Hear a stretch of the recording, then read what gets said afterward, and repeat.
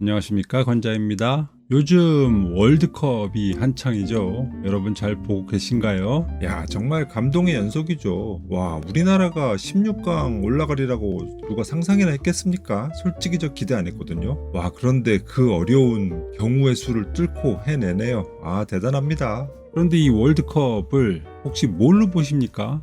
스마트폰으로 보십니까? 아니면 집에 TV로 보십니까? 이왕이면 아주 커다란 화면에서 프로젝터로 보시면 어떨 것 같습니까? 대단합니다. 저는 아시다시피 제가 프로젝터를 몇 대 가지고 있기 때문에 집에서 이런저런 방법으로 월드컵을 프로젝터로 즐기고 있는데 그 스케일이 어마어마하거든요. 그래서 진짜 제가 축구장에서 축구를 직접 하는 듯한 그런 몰입감을 주고 있습니다. 그래서 여러분들께도 이런 기쁨을 한번 알려드리면 좋지 않을까 싶어서 이렇게 급하게 컨텐츠를 만들어 봤습니다. 그래서 오늘은 월드컵 축구 경기를 내 프로젝터로 보는 방법을 한번 소개를 시켜드려 보도록 하겠습니다. 먼저 아직 프로젝터를 사지 않으신 분들을 위한 팁입니다. 아직 프로젝터를 사지 않으신 분들이라면 LG 프로젝터를 사십시오. LG 프로젝터 시네빔 모델 가운데에는 여기 이렇게 안테나 단자가 있는 프로젝터들이 있습니다. 그러면 집에 있는 안테나 단자를 연결을 하시면 TV 채널처럼 프로젝터에서도 지상파 채널을 보실 수가 있습니다. 이게 아무래도 제일 확실하고도 깔끔한 방법이 되겠죠. 즉 프로젝터 내에 지상파 TV 튜너가 탑재가 되어 있어서 별다른 조치나 장비 없이도 바로 프로젝터를 통해서 TV를 시청을 하실 수가 있게 되는 것입니다. 그러면 거기에서 적당한 채널을 고르셔가지고 바로 축구를 보시면 되는 거죠. 이렇게 쉬운 방법이 없습니다. 그런데 나는 이미 프로젝터를 가지고 있는데 그런데 아쉽지만 LG 프로젝터는 아닌데 내지는 LG 프로젝터이긴 하지만 내 프로젝터에는 이런 안테나 단자가 없던데 하시는 분들도 계시겠죠. 그런 분들을 위한 팁을 또 알려드려야죠.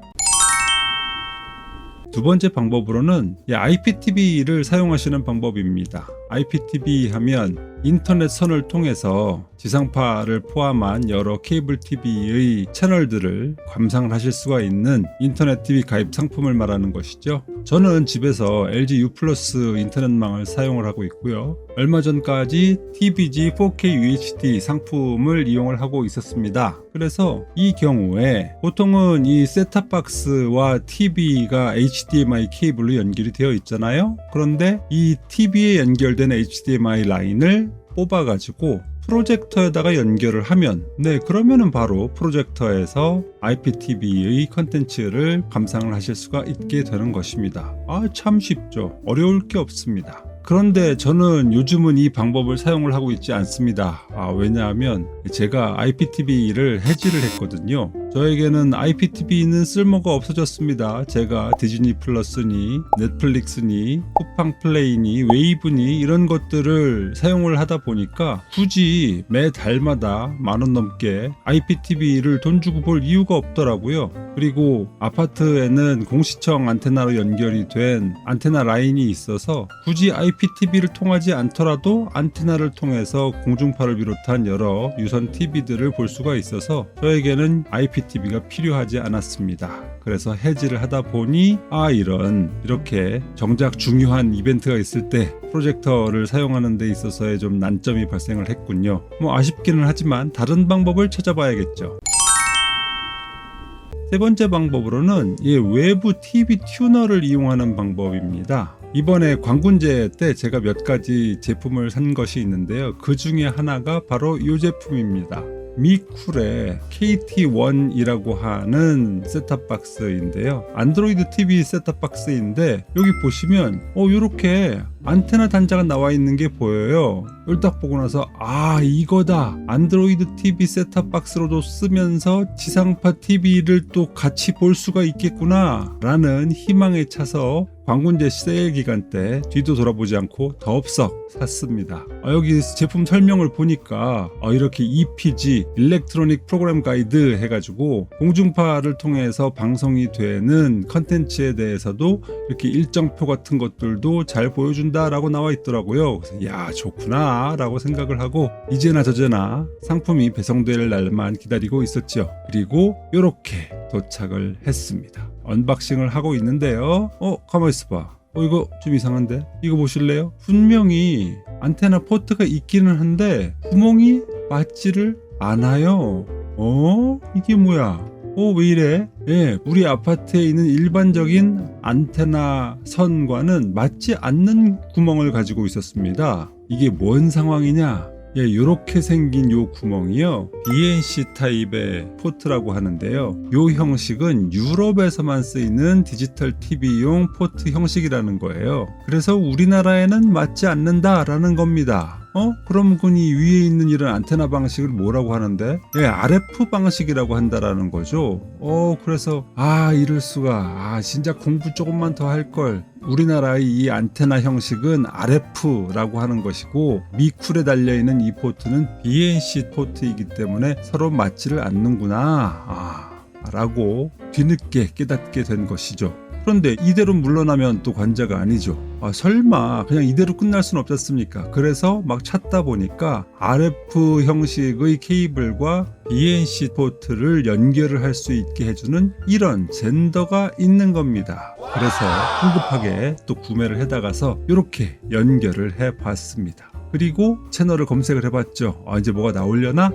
라고 기대에 찼는데 불사. 채널을 스캔을 해봐도 아무런 검색 결과가 나오질 않습니다. 이런 결과를 맞고 보니 뒤늦게서야 눈에 들어오는 글자가 있었으니 그건 바로 DVB-T2-TC라고 하는 요 용어가 뭐지? 이제서야 눈에 들어오기 시작한 겁니다. 이 DVB-T 또는 C 이게요, 유럽형 디지털 TV 송신 규격이라고 하는 것입니다. 즉 우리나라에서는 통용이 되지 않는 표준이라는 것이죠. 즉 이 미쿨 KT1이라고 하는 모델은 아마 유럽에서 사용을 했다면 안테나 딱 맞아가지고 지상파 디지털 TV를 원활하게 검색을 해서 감상을 할 수 있는 셋탑박스가 되었을 것입니다. 하지만 우리나라는 그렇지 않다라는 것이죠. 결국 저의 첫 번째 시도는 실패를 하였습니다. 그럼 이대로 끝이냐? 아니죠. 그래서 다시 또 제품을 검색을 해봤습니다. 그랬더니 이런 제품이 보이는 거예요. RF2 HDMI라고 하는 셋탑박스가 또 보이는 겁니다. 이거는 훨씬 또 싸요. 이거네. RF 방식이고 RF 방식의 안테나로 들어온 신호를 HDMI로 바꿔주는 것이로구나. 그렇다면은 당연히 우리나라의 공중파 신호를 잡아가지고 HDMI로 변환을 해서 프로젝터에 연결을 하면 볼 수 있겠구나 라고 해서 또 덥석 샀죠. 그리고 또 언박싱을 해봅니다. 그런데 똑같네. 역시 BNC 포트가 들어있는 겁니다. 뭔가 좀 불길한 느낌적인 느낌이 있죠. 하지만 이번에도 역시 RF2 BNC 젠더를 이용을 해가지고 이어주고 그리고 한번 다시 채널 검색을 해봤습니다. 그랬는데 이런, 왜 슬픈 예감은 틀린 적이 없을까요? 역시 채널이 하나도 검색이 되지 않는 것입니다. 왜일까? 정확히는 모르겠는데요. 한 가지 가능성은 이 RF2 HDMI 이 셋탑박스도 마찬가지로 DVB-T 방식의 셋탑박스일 수도 있는 것이고, 아니면 요 밑에 보실래요? 요거 뭐 작게 뭐라고 써있죠? 아날로그 TV 리시버라고 써있지 않습니까? 혹시 이게 아날로그 신호이기 때문에 검색을 못하는 건가 싶은 생각도 들더라고요. 즉 현재는 우리나라는 지상파 TV가 전부 다 디지털화가 되어가지고 이제 아날로그 신호는 더 이상 송신을 하지 않습니다. 그렇기 때문에 아날로그 TV 리시버는 더 이상 우리나라에서는 쓸모가 닿지 않는 기기일 수 있다라는 것이죠. 원인이 무엇인지는 어쨌든 정확하게 규명이 되진 않았지만 어쨌든 이 기기 또한 TV 안테나를 통해서 들어오는 신호를 잡아서 프로젝터로 쏴주는 데는 실패를 하게 되었습니다. 그리고 나서는 이제 본격적으로 공부를 시작했죠. 아니 그럼 도대체 뭐야? DVB-T가 아니면 우리나라에서도 뭔가 하고 있는 게 있을 거 아니야? 디지털 지상파 송신 규격이 있을 거 아니야? 그게 뭐야? 라고 하고 열심히 찾아봤더니 이거군요. 우리나라는 ATSC 방식이라는 것을 쓰고 있다라는 것입니다. 예전에 지상파 UHD 방식이 처음에 도입이 되었을 적에 한때는 우리나라에서도 아주 잠깐 DVB 방식을 테스트를 하던 적이 있었는데 표준이 미국식으로 이제 완전히 굳어져서 이제는 DVB 방식은 사용을 할 수가 없고 ATSC 방식의 송신 규격만 수신이 가능하다라고 하는 것이죠. 그래서 저는 세 번째 시도를 하게 됩니다. 바로 ATSC 미니 USB 스틱이라고 하는 ATSC 형식의 디지털 TV 튜너를 추가로 구매를 하였습니다. 이거는 지금 열심히 우리나라로 오고 있는 중입니다. 이게 언제 올지 모르겠는데 설마 월드컵 끝나기 전에는 오겠죠. 그때 제가 추가로 테스트를 해보고 그 결과를 또 알려드릴 수 있도록 하겠습니다. 이번에도 실패하면 안 되는데. 자, 그럼 이렇게 나는 LG 프로젝터도 없어, 또 IPTV도 없어, 그리고 이런 ATSC 방식의 디지털 튜너도 없어. 그럴 땐 어떻게 해야 해? 그럴 땐 마지막 남은 방법이 있죠. 하지만 어떻게 보면 이게 가장 대중적인 방법이죠. 바로 미러링입니다. 우리나라에서 현재 스마트폰을 통해서 월드컵 생중계를 볼 수 있는 채널은 아프리카TV이고요. 네이버 스포츠입니다. 그 밖에 웨이브나 KBS, SBS, MBC 앱에서도 볼 수는 있습니다. 그런데 회원 가입이라든가 이런 좀 번거로운 절차가 필요하기 때문에 저는 그렇게 크게 선호하지는 않습니다. 아프리카TV 앱이나 네이버 스포츠는 회원 가입이나 이런 것 없이도 로그인 안 한 상태에서도 생방송을 즐기실 수가 있기 때문에 아주 혜자스러운 서비스라고 할 수가 있겠죠. 그럼 이 둘 중에 뭘 선택을 해야 되느냐? 저는 아프리카TV를 더 선호를 합니다.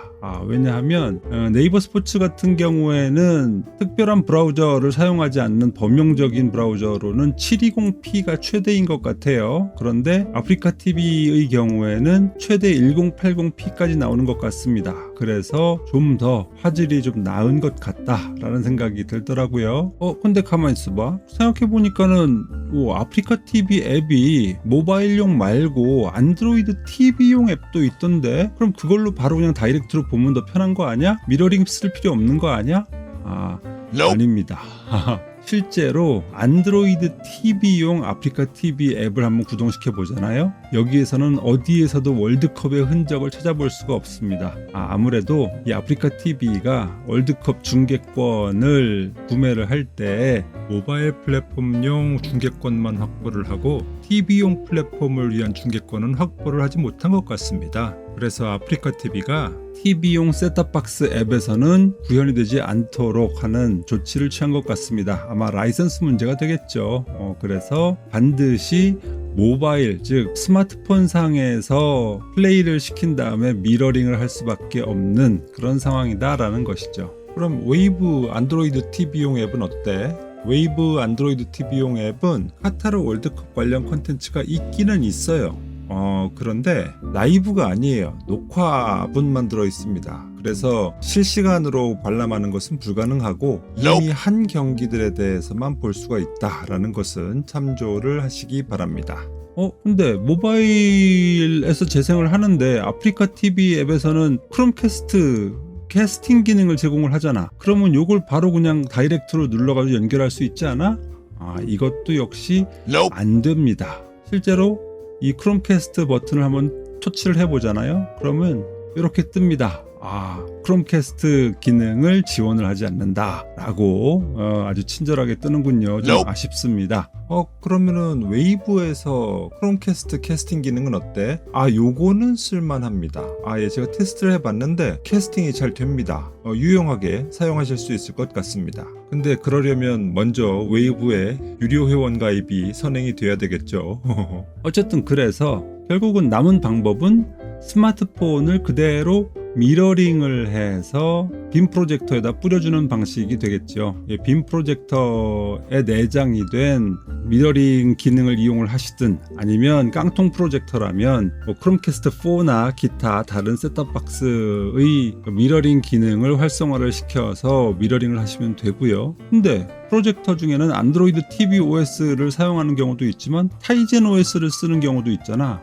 대표적으로 더 프리스타일이 타이젠 OS를 쓰는 프로젝터이죠. 이 두 OS는 화질 퀄리티를 비교해보면 어때? 라고 저에게 물어보신다면 저는 일장일단은 있는데요. 스포츠를 감상하는 데는 타이젠 OS가 나은 것 같습니다. 정확히 말씀을 드리면 색감 측면에서는 안드로이드 OS의 미러링이 훨씬 더 좋아요. 그런데 안드로이드 OS의 미러링은 움직임이 조금 부자연스럽습니다. 약간 뚝뚝뚝뚝 끊기는 느낌이 있어요. 그런데 타이젠 OS에서 미러링을 할 적에는 색깔은 살짝 날아가는 느낌이 없지 않아 있기는 한데 움직임이 아주 자연스럽습니다. 그래서 비록 더 프리스타일이 화면이 좀 어둡고 또 화질이 생각보다 많이 좋지 않다고 하더라도 스포츠 경기와 같이 움직임의 부드러움이 강조가 되는 그런 영상에 있어서는 조금 더 우위에 있는 것이 아닌가라는 생각이 들었습니다. 그래서 저는 요즘도 더 프리스타일을 이용을 해서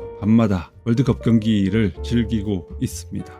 오늘은 이 정도로 마무리를 하겠습니다. 제가 알려드린 꿀팁들이 여러분들께 조금이나마 도움이 되었으면 좋겠군요. 그리고 추가로 아까 전에 잠깐 말씀드렸었던 ATSC용 TV 튜너가 오게 되면 그것을 다이렉트로 안테나에 연결을 해서 공중파 시청을 할 수 있는지도 나중에 또 한 번 더 알려드리도록 하겠습니다. 자, 오늘도 재밌었어, 괜찮았어, 유용한 정보 고마워 라는 생각이 드신다면 구독, 좋아요, 알림 설정 부탁드리겠습니다. 저는 그럼 또 다음 시간에 찾아뵙도록 하겠습니다. 감사합니다. 누구냐 너? 앉아.